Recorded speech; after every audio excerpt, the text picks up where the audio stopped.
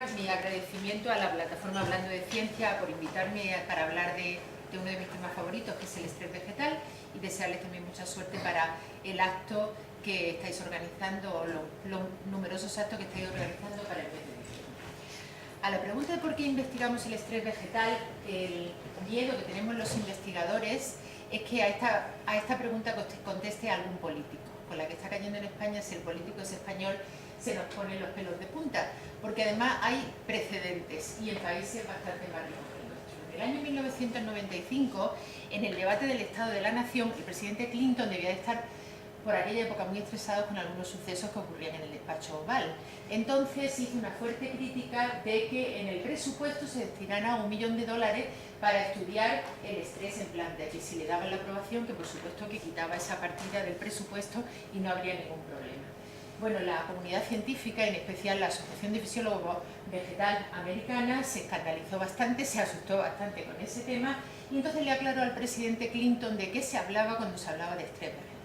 Entonces le decían que cuando hablamos de estrés vegetal estamos hablando pues de plagas y de otra serie de situaciones adversas que afectan a las plantas diariamente y a nuestras cosechas e influyen en su rendimiento, y que los investigadores que trabajamos en estrés vegetal nos estamos dedicando precisamente a encontrar plantas resistentes o plantas tolerantes a estrés. Y que bueno, que el lenguaje científico era muy complicado, que para eso estábamos los científicos, de eso se trata hoy. Entonces, si hablamos de estrés vegetal, primero tenemos que aclarar que un factor de estrés vegetal es cualquier condición favorable, desfavorable para el crecimiento o desarrollo de un organismo, en este caso de la planta, y que puede bloquear su metabolismo. Dentro de los factores negativos que pueden afectar al desarrollo de una planta, pues tenemos desde temperaturas extremas, o sea, altas temperaturas, bajas temperaturas, poca luz, mucha luz, una innumerable cantidad de plagas, malas hierbas y patógenos como virus, bacterias y hongos. Curiosamente, si os vais dando cuenta ahora y a lo largo de la charla, el estrés vegetal y el estrés humano pueden tener bastantes cosas en común, y es una tentación compararlo. Pero hay que evitar algunos errores, y entonces hay como leyes del estrés. La primera sería que todos los organismos pueden sufrir de estrés, aunque la forma en que lo experimentan dependerá de su grado de organización y de su complejidad. Por ejemplo, un organismo vivo que no tenga sistema nervioso no puede sufrir de estrés emocional. Luego, otra cosa importante es que si los límites de tolerancia de un organismo se exceden y la capacidad adaptativa que él tiene en determinadas circunstancias se ve desbordada, el estrés aparece y su consecuencia, en el peor de los casos, puede ser un daño permanente o incluso la muerte. Una ley importante del estrés, aplicable al estrés vegetal y al de todos los organismos vivos, es que el estrés es una cuestión de dosis y de tiempo. Es decir, un factor de estrés muy poco intenso, si es muy duradero, puede tener efectos muy negativos, y la inversa también ocurre. Un factor de estrés de corta duración, pero muy intenso, puede ser también muy nocivo. Bueno, pues dentro de los factores de estrés vegetal podemos distinguir, se pueden clasificar de muchas formas, pero una de las clasificaciones posibles es hablar de factores de estrés naturales y factores de estrés antropogénicos. La irradiación. Las plantas necesitan luz porque necesitan la luz para fotosíntesis, pero mucho de una cosa buena también puede ser malo, y muy poco, como puede ocurrir en el norte de Europa, también es estresante para las plantas. Pueden sufrir por temperaturas o muy altas o muy bajas, por congelación, por sequía, pero también por exceso de agua, por encharcamiento, por deficiencias minerales, que pueden ser bastante, voy a ir hacia adelante, pueden ser bastante numerosas, y sobre todo nosotros, en mi grupo, nuestra línea de investigación es trabajar sobre patógenos de plantas, y ahora os voy a enseñar algunos ejemplos. Es decir, trabajamos con virus, bacterias, y vamos a empezar a trabajar con hongos como factor de estrés para la planta. Y entre los factores de estrés antropogénicos, pues están desde el uso indiscriminado de pesticidas, herbicidas, la contaminación por ozono troposférico, el estrés oxidativo, y sobre todo hay un factor de estrés que es el estrés XXL, es decir, el cambio climático. El cambio climático es una suma de factores de estrés antropogénico, como puede ser incremento en CO2, incremento en la temperatura y baja disponibilidad de agua. Aquí vemos algunos síntomas de lo que puede ser el estrés abiótico. Esto es un tema que fue bastante conocido, sobre todo en los 90, que eran los efectos de la lluvia ácida de la selva negra alemana, que debe su nombre a lo tupida que es, y en algunos sitios terminó siendo prácticamente, teniendo el aspecto de un bosque quemado. Y eran fenómenos fundamentalmente de contaminación atmosférica, que empezaban con un descenso en la cantidad de clorofila, como veis, no tenemos puntero, lo siento, en una de esas hojas, y al final el aspecto del bosque nada tiene que ver con este hermoso bosque inicial. Otro ejemplo de las distintas fases de que puede sufrir un cultivo sometido a estrés es el estrés salino. Aquí tenéis un cultivo de arroz que está en un medio con un exceso de sal. Veis cómo empieza a aparecer necrosis, vamos a que parte de la sal ya cubre la mitad del terreno, al final tenemos prácticamente un desierto. Esto es lo peor que puede pasar en estrés, es decir, cuando el estrés lleva a la muerte del organismo o a la muerte celular. El caso del estrés biótico es bastante espectacular porque hay desde larvas que prácticamente se come gran parte de la hoja y evidentemente reduce la superficie fotosintética, bueno, pues a virus, como el virus, aquí tenemos unas plantas de tomate en Málaga, afectadas por el virus de la cuchara, que abarquilla la hoja hacia arriba y produce grandes pérdidas económicas. Tenéis aquí un olivito crecido in vitro, afectado por una bacteria que produce la tuberculosis del olivo y produce tumores en el tallo. Tenemos síntomas con infecciones fúngicas y ahí, aunque no se ve, tenemos una considerable infección por nematodos que se alojan en la raíz de la planta. Es muy interesante distinguir las distintas fases que un organismo sufre cuando sufre de estrés. El concepto de estrés no es un concepto moderno, es un concepto, como mínimo, tendríamos que aceptar que es de los años 50 del siglo pasado, lo descubrió un médico del Imperio Austrohúngaro que emigró a Canadá. Y lo que vio es que esto que yo estoy describiendo aquí es válido para todos los seres vivos. Él evidentemente no se ocupaba de las plantas. Entonces, bueno, los organismos viven pues con un determinado estándar de vida, mejor o peor, depende de las condiciones. Y estaríamos hablando de una fase sin estrés.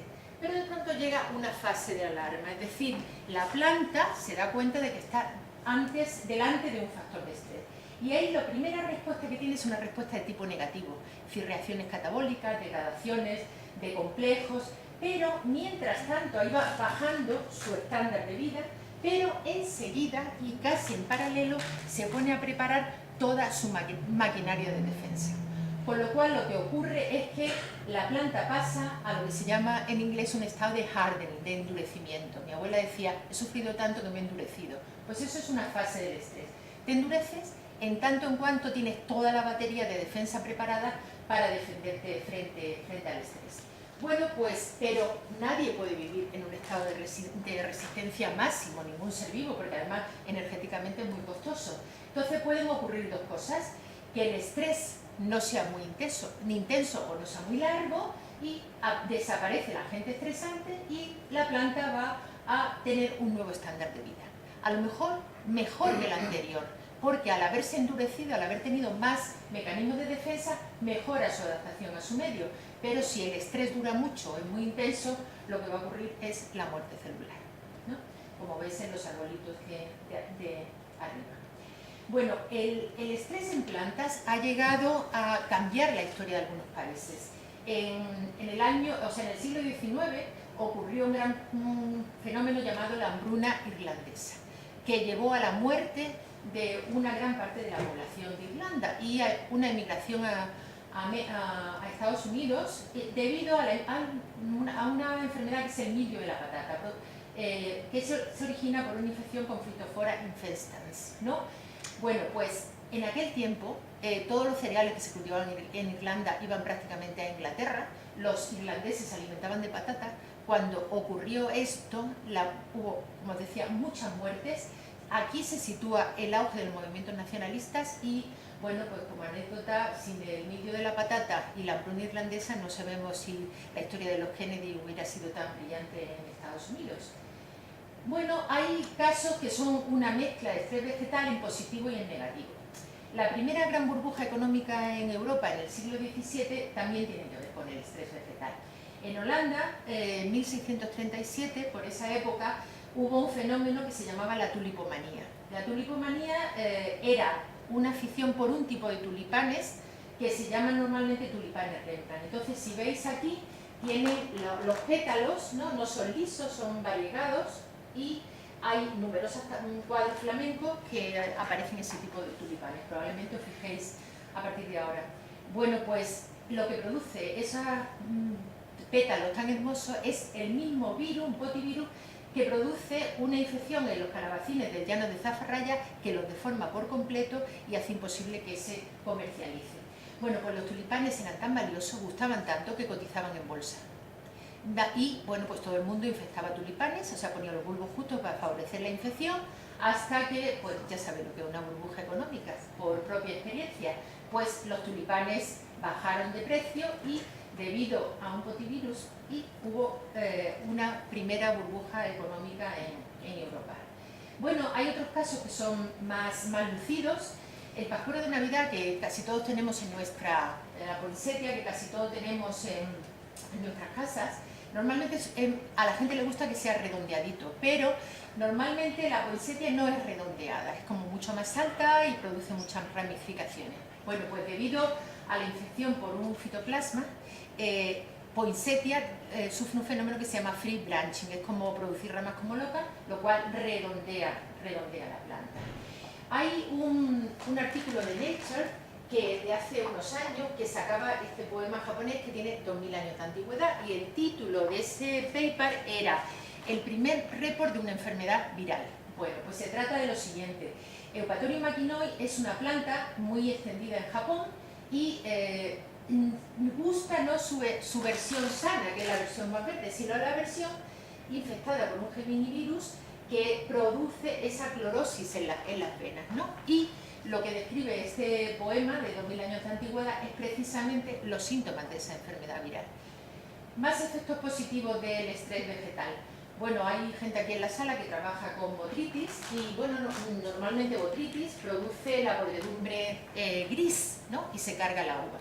Pero hay vinos muy caros, como el famoso Tokaji húngaro, que se conocen como vinos de podredumbre noble. En este caso, botrytis lo que va a producir va a secar bastante la uva, va a concentrar mucho el azúcar y produce un vino dulce de gran calidad.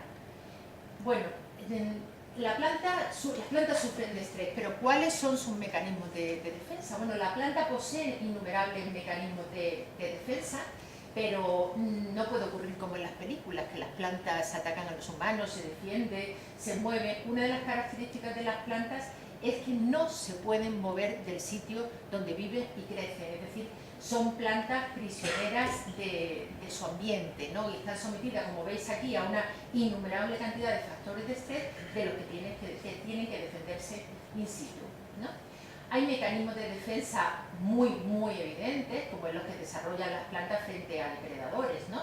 Epidermis gruesas, pelos, reproducirse bajo tierra, o árboles con copas muy altas, o una defensa química, por ejemplo, en los famosos chiles mexicanos hay una capsaicina, que es una toxina que puede repeler a los depredadores. Estos son los mecanismos de defensa más evidentes, o epidermis absolutamente pegajosas en que cualquier insecto que se acerque va a quedar atrapado, ¿no?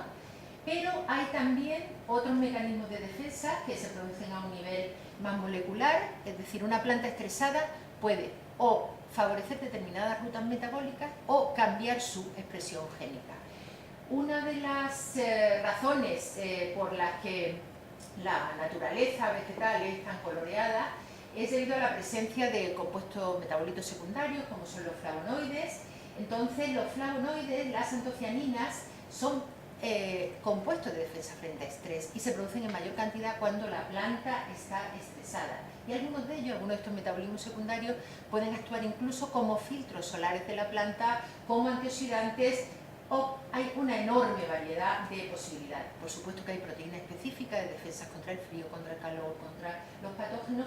Y luego, dentro de la planta, dentro de la célula vegetal, muchas cosas se mueven. Eso sería para un seminario aparte, pero los cloroplastos se mueven, las proteínas se mueven dentro de los cloroplastos, los peroxisomas se mueven y son mecanismos de defensa frente a distintos tipos de estrés. Bien, bueno, las plantas piden ayuda, ¿no? El tema, bueno, es que no la piden como en la película de Harry Potter, con la mandrágora que si habéis visto la peli, pues chillaba de una forma absolutamente horrible. Tienen una forma más discreta de quejarse y se trata de que los investigadores sepamos comunicarnos con ellas para saber lo que está pasando. No me puedo extender en esto, pero hay muchísimas formas por las que la planta piden ayuda. A veces algo ocurre en la raíz, ¿no? Y la raíz pide ayuda a la parte aérea.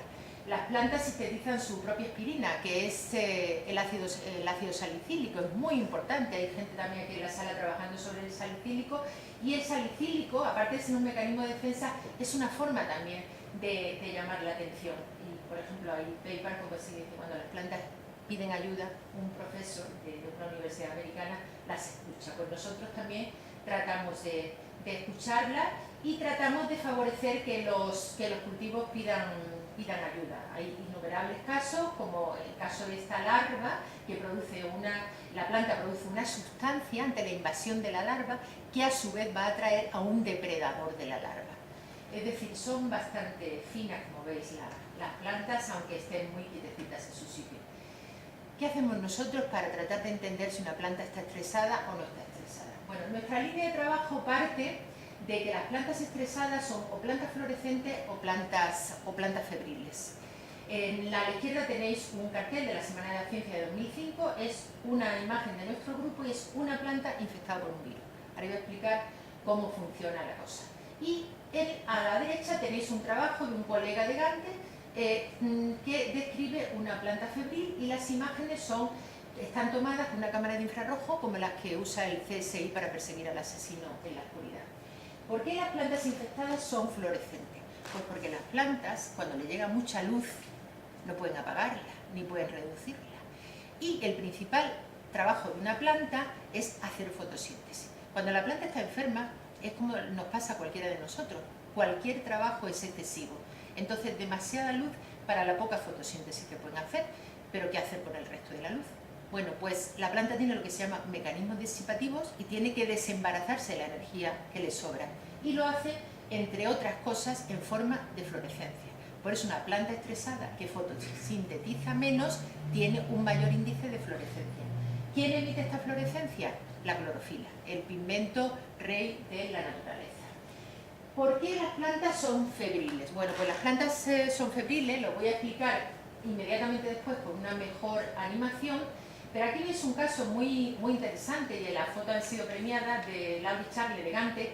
Bueno, Laurie coge una hoja, esa hoja que parece que está sin afectar, lo que ha hecho ha sido grabar con una jeringa el nombre del virus que le está inyectando. Tobacco Mosaic Virus, el virus del mosaico del tabaco, ¿vale? Bueno, pues al principio de la infección, a la hora, él toma una imagen termal y está viendo lo que está pasando, ¿no? Sí, pero, sin embargo, no hay síntomas, es decir, como una especie de diagnóstico presintomático. Sin embargo, pasado unos días, la imagen real coincide con la cámara, con la de infrarrojo. ¿Por qué está también escrito TMV? Porque este virus produce lo que se llama una reacción hipersensible, que es una defensa de la planta, necrosa el punto de entrada y así se evita la infección sistémica. ¿Y cómo se produce este fenómeno de plantas febriles? Bueno, normalmente las plantas tienen sus poros, los estomas, abiertos. Y lo que hacen a estoma abierto es asimilar CO2 para la fotosíntesis, desprender oxígeno y también transpirar. Cuando un ser vivo transpira, se refresca. Con lo cual tendríamos, con la cámara de infrarrojo, este tipo de imagen. Una imagen, aquí tenéis como una especie de termómetro, que es una escala de falsos colores. Los colores fríos son más fríos, los colores calientes en mayor temperatura, pues tenéis una baja temperatura de la hoja. Sin embargo, cuando la planta se defiende cerrando estoma, por ejemplo, porque está en un ambiente muy seco o porque una bacteria va a entrar por el estoma y quiere evitarlo, evidentemente desprende menos oxígeno, asimila menos CO2, pero también transpira menos. ¿Y a dónde llegamos? Pues llegamos a una temperatura bastante más alta, es decir, las plantas estresadas normalmente son plantas febriles, ¿vale? Entonces, esto lo hicimos para una jornada divulgativa y decíamos, por ejemplo, como nosotros trabajamos con un patógeno, si un patógeno infecta a la planta, ¿qué es lo que va a ocurrir? Que a la planta le va subiendo la temperatura. Entonces son imágenes tomadas a distintos días después de la infección. Y además la enfermedad, como habéis visto anteriormente, no las va a dejar fotosintetizar. Bueno, nosotros, si os fijáis en estas imágenes anteriores, tomamos imágenes de fluorescencia en el rojo, es decir, a 690 nanómetros, y tomamos imágenes también en el infrarrojo. Entonces, a mí me gusta decir que nuestro trabajo se asimila al de los astrónomos, porque los astrónomos lo que hacen, por ejemplo, en este caso, es ver el Sol a distintas longitudes de onda. Entonces, nosotros tratamos de ver la hoja de una planta a distintas longitudes de onda. Si veis este mosaico de la NASA tan bonito, pues es un mosaico del Sol visto a distintas longitudes de onda. Pero jugamos con otro factor, y es que hacemos algo parecido a lo que hacen los restauradores de arte. Esto es un caso del Guggenheim. Entonces veis un cuadro de Picasso, la foto que cualquier turista con el móvil puede hacer. Veis la foto en el infrarrojo, ¿no?, cuando se ilumina con el infrarrojo, entonces se va a ver la composición del cuadro. Veis la foto cuando se ilumina con ultravioleta y veis la foto que se obtiene cuando se ilumina con rayos X, que descubre un cuadro debajo del cuadro. Pues a nosotros nos gusta decir que nosotros queremos ver también los cuadros que se esconden bajo la superficie de las hojas aparentemente sanas. Entonces, ¿qué obtenemos? Pues obtenemos una cosa como esta. Es decir, esto es una hoja infectada, aunque es asintomática, por el virus del moteado suave del pimiento. Es un virus que ocasiona muchas pérdidas económicas en los invernaderos de Almería. Bueno, pues ya habéis visto que tomamos imágenes de infrarrojo, tomamos imágenes de fluorescencia roja, como la que habéis visto en el cartel, que ahora la veréis en más detalle, pero hacemos más, tomamos imágenes a otras longitudes de onda, es decir, vemos la fluorescencia en el azul y en el verde. ¿Por qué? No porque seamos sin más unos amantes de los colores. Bueno, aquí tenéis lo que el ojo ve. Entonces, en el azul y el verde, lo que estamos viendo son compuestos de defensa, como eso que os enseñaba, que producen un color tan bonito en las plantas, fundamentalmente compuestos fenólicos. Entonces, la planta estresada, la planta infectada, fabrica más compuestos de esto. Por suerte para nosotros, estos compuestos emiten fluorescencia azul y verde, y se incrementa su cantidad cuando la planta está infectada. Entonces, lo que estamos viendo es dónde en la planta se está activando el metabolismo secundario como defensa frente a estrés. En el caso de las imágenes de fluorescencia roja, está emitida por la clorofila, como decía, la planta fotosintetiza menos, con lo cual disipa más, y tenemos también patrones bastante bonitos. Y la imagen al infrarrojo está relacionada con la transpiración de la planta. Transpiran más, te reflejan más; transpiran menos, estás más caliente. Y con esto jugamos para hacer un diagnóstico, en el mejor de los casos presintomático, de las enfermedades. En este caso son virales, pero tenemos otros ejemplos, ¿no? Aquí veis dónde se produce la fluorescencia, de qué tipo, y en este caso estamos jugando con luz ultravioleta, o sea, iluminamos con luz ultravioleta para obtener estas emisiones de fluorescencia. Bueno, aquí volvemos a lo que es fluorescencia roja pura y dura. Aquí no podemos iluminar con luz ultravioleta, si estamos iluminando con una luz que es buena para fotosíntesis, y lo que vais a ver es una hoja de una planta sana y una hoja del virus de pimiento infectada con el virus de pimiento de Almería. Ambas hojas son aparentemente asintomáticas. Entonces hacemos una cinética y veis cómo se empieza a diferenciar la planta sana de la planta infectada, aunque no tiene síntomas visuales. Entonces, a lo largo de la cinética, esta diferencia se acusa muchísimo más, con lo cual es un buen método de diagnóstico. Pero este método de diagnóstico, como veremos posteriormente, es aplicable no solamente a una hoja, sino a planta entera e incluso a grandes extensiones de terreno. Aquí estáis viendo, cuando medimos fluorescencia en el verde, en la banda del verde, pues tenemos una hoja control, una hoja infectada con una cepa del Pepper Mile que es poco virulenta, y otra con una cepa de este virus de pimiento que es más virulenta. Entonces veis cómo la planta control, la planta sana, solamente tiene una fluorescencia más aumentada. Siempre tenéis que mirar en la banda de falsos colores cuando está senescente. Pero si no, bueno, pues la cepa más virulenta produce un incremento de la fluorescencia a 10 días, antes que la cepa menos virulenta que lo produce a 12 días. Con lo cual también es un buen método de diagnóstico. Las hojas siguen siendo asintomáticas durante todo este periodo de tiempo en el que medimos. Bueno, nosotros trabajamos con distintos tipos de enfermedades, no solamente virales, trabajamos también con una enfermedad que es la grasa de la judía, la Halo Blight Disease, trabajamos también con la mancha bacteriana del tomate y últimamente, y os voy a enseñar algunas imágenes termales que son muy bonitas, trabajamos con una infección bacteriana, con una bacteria que se llama Dipella dadanti y que produce la podredumbre blanda de los vegetales, es decir, coges hojas de endivias y te las dejas maceradas en horas. Es una auténtica terrorista dentro de la célula, es un patógeno muy contundente. Bueno, pues esta colección de imágenes, que parece como uno de estos cuadros de Andy Warhol de los 70-80, son imágenes de plantas infectadas con Dipella dadanti. Aquí, nosotros, los de vegetal, también tenemos como cobayas. Nuestro cobaya es una planta parecida al tabaco que se llama Nicotiana bentamiana. Entonces, estas son imágenes obtenidas con una cámara de infrarrojo y lo que hemos hecho ha sido de 3 plantas poner 3 hojas debajo de la cámara.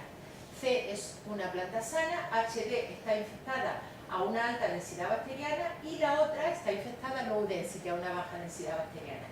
Si seguís las imágenes termales, bueno, la planta control también la inoculamos tampón para ver el efecto herida, ¿no? Bueno, pues veis como en esta sucesión de imágenes, que son a distintas horas post-infección, HPI, de 1 a 12 horas, vemos cómo la temperatura se eleva mucho más en la zona que está delimitada por el rotulador, infectada a una alta densidad bacteriana. Y cómo la planta control, que incluso aunque sufre un tanto por la herida, va bajando su temperatura. Y siempre la planta que infecta con una densidad más baja tendrá una temperatura menor. Con lo cual, este también constituye un buen método de diagnóstico. Aquí tenemos imágenes de fluorescencia roja, de bentamiana de nuevo infectada a baja y alta densidad, ¿no? Y veis como incluso cuando no se ven síntomas en la hoja, sin deteneros demasiado en la diapositiva, veis como sí se ven cambios en el patrón de fluorescencia, lo que abunda en el hecho de que se favorece un diagnóstico presintomático. ¿De acuerdo? Hemos usado también todo lo que es termografía de infrarrojo para detectar mutantes, ¿no? Estamos trabajando con un grupo de la Universidad de Toledo, entonces ellos quieren plantas que resistan más la temperatura, ¿no? Y han trabajado con mutantes de arabidosis. Entonces, bueno, pues tenemos a la izquierda el wild type, que es una planta, veis los estomas, tiene un número de estomas normal, estomas funcionales y tiene una temperatura media bastante aceptable. Sin embargo, el mutante mute de la derecha es un mutante que apenas tiene estoma, el pobre apenas puede transpirar. Entonces veis cómo la temperatura se eleva considerablemente en el mutante. Es decir, sirve para detectar enfermedades, para detectar mutantes, incluso mutantes naturales en campo, y hay muchas formas de utilizarlo. Nosotros lo utilizamos en la pollata, pero bueno, hemos trabajado con gente, este es Lauri Charle, el de la foto de TMV, y veis cómo en una cámara de cultivo, que podía ser un invernadero, pues él está trabajando de una forma robotizada y en todo lo alto pues tiene una cámara de infrarrojo, una cámara para detectar fluorescencia con una ruleta de filtros y esa cámara con un sistema que diseña un ingeniero, pero que es relativamente poco complicado, se va posando en cada planta y va obteniendo imágenes, ¿vale? Bueno, y hay otras formas de utilizarlo en campo, y estos son fundamentalmente los ecodrones, ¿no? Últimamente pues habéis oído hablar mucho de drones, ¿no? Si sois adictos a Homeland, por ejemplo, y bueno, no sé, el otro día creo que hasta Angela Merkel estaba dando una conferencia y de pronto se le puso un dron delante de las narices, hay drones camareros, ¿no? Que te sirven la copa en Londres. Es decir, los drones tienen muchas posibilidades. Nosotros vamos a ir a las posibilidades más altruistas y vamos a hablar de ecodrones. Entonces, lo que veis aquí es aviones que tienen un centro de consejo, el Instituto de Agricultura Sostenible de Córdoba, el grupo de Pablo Zarco Tejada. Entonces, tanto este pequeño helicóptero como ese tipo de aviones se manejan como un juguete, como un mando a distancia, y lo que llevan son sensores, llevan cámaras de infrarrojo y otro tipo de cámaras para captar no solamente señales de fluorescencia, sino incluso de luz reflejada, en lo que no me voy a extender. Hay un conjunto de grupos alemanes, que es la red PropSense, Entonces ponen los sensores en otro sitio, en vez de ir volando, porque a lo mejor en un determinado momento te lo prohíben, pues van con una grúa y van fotografiando determinadas zonas del campo. Y también existe la posibilidad de en invernadero, algo parecido, lo que he enseñado anteriormente, pues bueno, las plantas van pasando, las macetas, y desde encima se le van haciendo fotos para ver sus características fisiológicas, ¿vale? Y todo esto lleva a lo que se llama una agricultura de precisión, es decir, no fumigar todo el campo, no abonar de más, sino o no regar de más, sino regar donde hace falta, abonar donde hace falta, pulverizar un herbicida o un pesticida donde hace falta. Entonces el campesino, el agricultor que trabaja en un marco de una agricultura de precisión tiene o información de satélite, ¿no? Para ver, vamos, y esto no es ninguna futurible, es decir, se está haciendo en Murcia incluso, ¿no?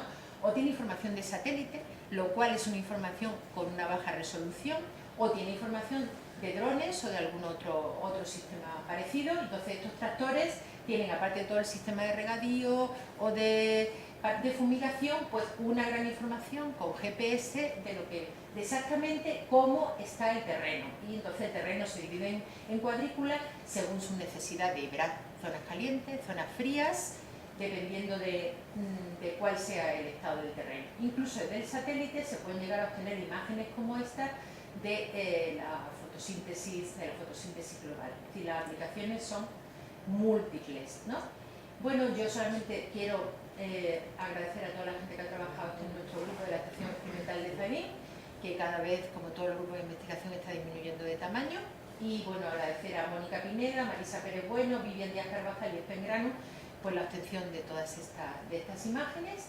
Y bueno, recordaros lo que ya los presentes sabéis. Y por último, presentaros un nuevo blog que vamos a abrir hoy.